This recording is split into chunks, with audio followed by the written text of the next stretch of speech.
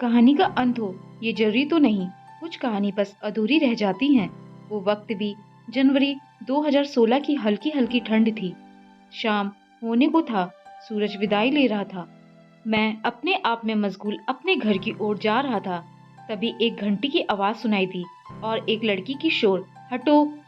तब तक साइकिल मुझसे टकरा चुकी थी और अगले पल हम दोनों जमीन पर थे। मैं गुस्साते हुए उठता हूँ और लगभग चिल्लाते हुए कहता हूँ, दिखाई नहीं देता क्या आपको? लेकिन जैसे ही वो सॉरी बोलती है, मेरी नज़र उसकी तरफ जाके रुक जाती है। मैं बिना कुछ बोले उसको कुछ पल देखते ही रहा, फिर वो वहाँ से चली जाती है। लेकिन उसका चेहरा मेरी नज़रों में कैद हो गया। कुछ ऐसे ही मैं और अंजलि मिले थे, पहली बार। तब सोचा भी नहीं था कि एक वक्त ऐसा भी आएगा कि वो मेरी जिंदगी बन जाएगी। जिंदगी आई गई, वक्त गुजरने लगा, लेकिन कभी सोचा नहीं वो फिर मिलेगी। एक कसक सी थी उससे मिलने की, एक तड़प थी उसकी एक झलक पाने की।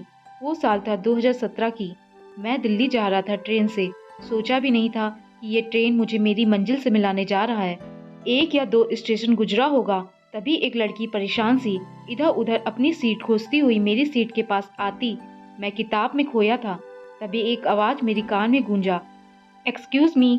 मेरे सामने अंजलि थी। मैं उसे देख के खो गया। वो फिर बोलती है, एक्सक्यूज मी। मैं बोलता हूँ, जी यहाँ पर मेरी सीट है। मैं बोला, मैडम ये सीट रैक है, यानी कि हमारी सीट है।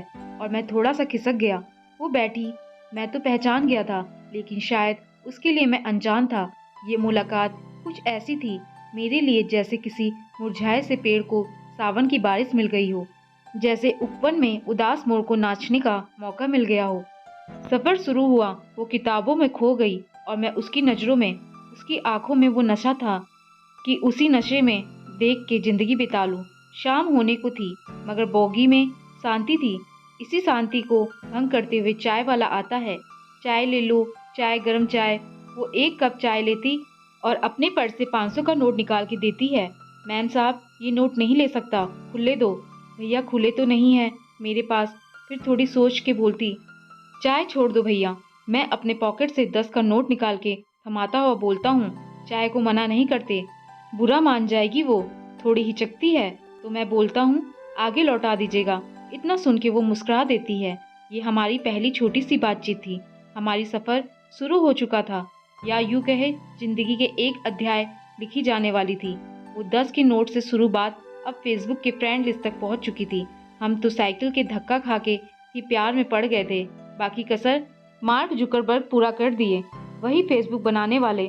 कुछ घंटों में ही हमारी बातचीत कब दोस्ती में बदली पता नहीं चला। बातों बातों में हमने उसे अपनी साइकिल वाली कहानी सुना दी। तब वो बस मुस्कुरा दी। हाँ, मुस्कुरा दी। वो मुस्कुराहट मुझे घायल करने के लिए काफ़ी थी। अगली सुबह हमारी नींद फिर चाय वाले ने ही तोड़ा। देखा, 2 कप चाय लेके मैडम बैठी थी। हमें तो लगा जैसे सपनों में है। सामने साक्षात मेरी पत्नी चाय लेके बैठी है। वो बोली, लीजिए, उधार बराबर। ये सुनकर हम अपने सपने से हकीकत में आए। कुछ घंटे में ट्रेन अपनी मंजिल पर पहुंचने वाली थी। मेरी धड़कन बहुत तेज था। मन में सोच रहा था कि क्या फिर वो मिलेगी। आज तो मन हो रहा था कि ट्रेन 24 घंटा नहीं नहीं, 48 नहीं, कभी नहीं पहुंचे, यही रुक जाए। लेकिन कमबख्त ट्रेन पहुंच ही गई दिल्ली। अब वक्त था जुदा होने का या फिर से मिलने का। फिर फेसबुक पर घंटों बात करता ये दौर चल पड़ा। कभी इंडिया गेट पर तो कभी चांदनी चौक पर गोलगप्पे के मजे उठाने लगे। लेकिन कभी हिम्मत नहीं हुई कि अपने दिल की बात उससे कहूँ। ऐसा महीनों भर चलता रहा। एक दिन हम इंडिया गेट पर घूमने आए थे। उसके बाद शाम होने पर वापस हम दोनों ऑटो लेकर अपने अपने घर फरीदाबाद की ओर चल पड़े। कुछ देर गए होंगे कि हमारी ऑटो एक कार से बसते हुए बगल के डिवाइडर से टक्कर खा गई। उसके बाद क्या हुआ पता नहीं। अगले पर उठा हम हॉस्पिटल में थे। मुझे हाथ में चोट लगी थी। मैं अंजलि को खोजा तो नर्स ने कहा वो दूसरे वार्ड में है, उसे सर में चोट आई है। मैं भागते हुए अंजलि के पास गया। उसकी हालत खराब हो रही थी। उसे आईसीयू में डाल दिया। उसके परिवार वाले भी आ चुके। रात कब बीतती उस हॉस्पिटल की कुर्सी पर पता नहीं चला। बस कौन इंतजार कर रहा था कि अंजलि की कोई खबर मिले। वो नहीं बची। हाँ, यही कहा था उस नर्स ने। मैं सुन पड़ गया। जिंदगी दूसरा मौका नहीं देती। मुझे भी नहीं दिया कि अंजलि से अपनी दिल की बात कह पाऊँ। बस इतनी सी थी हमारी अधूरी कहानी। दोस्तों, आपको ये कहानी कैसी लगी? नीचे कमेंट्स करके हमें ज़रूर बताइएगा। अगर आपको ये कहानी पसंद आई हो तो अपने दोस्तों के साथ ज़रूर शेयर करें और ऐसी ही प्यारी कहानियाँ सुनने के लिए हमारे चैनल को सब्सक्राइब करके बेल आइकन को ऑल पे सेट करना ना भूलें। धन्यवाद।